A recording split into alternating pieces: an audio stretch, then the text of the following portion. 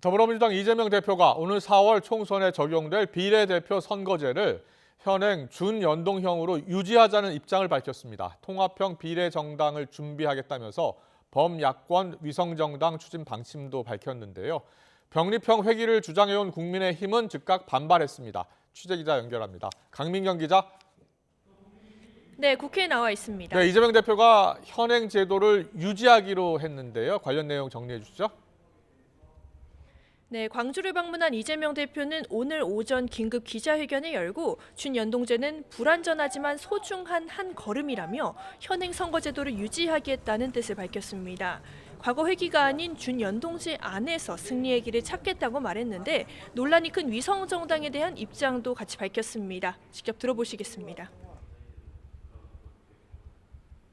정권 심판과 역사의 전진에 동의하는 모든 세력과 함께 위성정당 반칙에 대응하면서 연동제 취지를 살리는 통합형 비례정당을 추진하겠습니다. 야권 세력 통합 형식이긴 하지만 결국은 위성정당을 창당하겠다는 뜻으로 읽힙니다. 이 대표는 약속드린 위성정당 금지 입법은 하지 못했고 결국 준위성정당을 창당하게 된 데 사과한다며 거듭 고개를 숙였습니다. 칼을 들 수는 없지만 방패라도 들어야 하는 불가피함을 조금이나마 이해해달라고 말했는데 국민의힘이 위성정당을 만들겠다고 공언한 점을 염두에 둔 발언으로 풀이됩니다. 오는 4월 총선 선거제 개편의 주도권을 쥔 민주당은 그동안 비례대표 배분 방식을 놓고 현행 준연동형 유지와 병립형 회귀 사이에 경론을 벌였습니다. 지난주까지만 해도 지도부는 병립형 회귀에 무게를 싣고 있다는 관측이 많았는데요. 이 대표가 최종적으로 준연동제 유지를 선택한 배경에는 어제 문재인 전 대통령과의 만남이 영향을 끼쳤을 거란 해석이 나옵니다. 문 전 대통령은 우호적인 제3세력들까지 힘을 모아서 상생의 정치로 나아가야 한다고 공개적으로 말했는데 사실상 연동형 비례대표제 유지를 당부한 거란 해석이 나왔습니다. 선거를 치르기 전 내부 통합에 집중해야 하는 이 대표가 문 전 대통령의 의중을 존중했다는 관측입니다. 병립형 회기를 주장하던 국민의힘의 반응도 짚어보겠습니다. 한동훈 위원장이 특히 강하게 반발했다고요? 그렇습니다. 아침 회의 중에 이재명 대표의 준연동제 유지 결정을 전해들은 한동훈 위원장은 왜 5천만 국민이 이재명 대표의 기분과 눈치를 봐야 하느냐고 쏘아붙였습니다. 직접 들어보시겠습니다. 왜 5천만 국민이 이재명 대표 한 사람의 기분과 눈치를 봐야 됩니까? 이 선거제를 앞두고 왜 한 사람의 의사가 뭔지에 대해서 모든 사람이 집중해야 하는 건가요?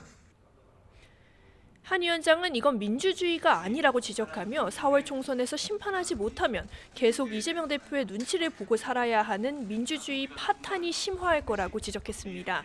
박정하 수석 대변인도 논평을 내고 또다시 민주당 정략의 산물이 탄생했다며 선거제에 대한 입장 전 이 대표의 사과가 먼저라고 맹공을 퍼부었습니다.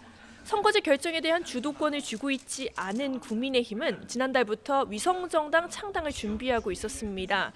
준연동제 유지에 대한 대응 차원이라고 밝혔지만 현재 위성정당 창당 발기인 대회까지 마쳤고 또 당명도 국민의 미래로 정한 상태입니다.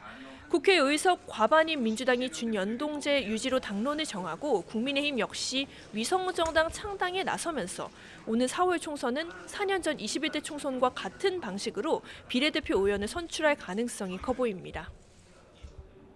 네, 거대 여야 정당 공천 심사가 한창인데요. 국민의힘이 이 공천 신청자 명단을 공개했는데요. 정부와 대통령실 출신 인사들이 당선 가능성 높은 곳 위주로 도전장을 냈다고요? 그렇습니다. 지역구 공천 신청을 마감한 국민의힘은 이번 주부터 서류 심사를 통해 부적격자를 걸러냅니다.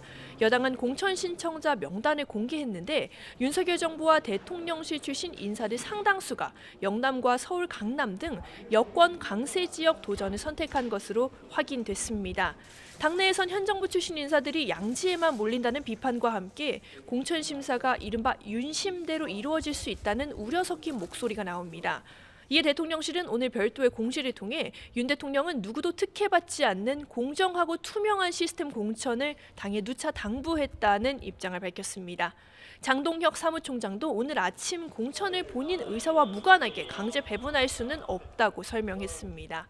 민주당은 오늘 후보자들에 대한 면접을 마무리하고 내일부터 심사를 거쳐 결과를 발표하기 시작합니다. 결과 발표 전에 하위 20%에 속한 의원들에게 개별적으로 성적표를 통보합니다. 관건은 사실상 컷오프 대상인 하위 10%와 나머지 감산 대상자 중에 이른바 비명계가 얼마나 포함될지입니다. 비명계 의원들의 공천 탈락이 현실화할 경우 민주당 계파 갈등이 최고조에 달할 거라는 우려가 나옵니다. 제3지대에선 이낙연 전 대표와 김종민 의원이 만든 새로운 미래가 오늘 첫 회의를 열고 공식 일정을 시작했습니다.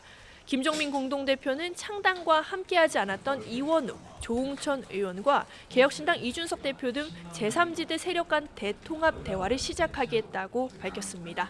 지금까지 국회에서 YTN 강민경입니다.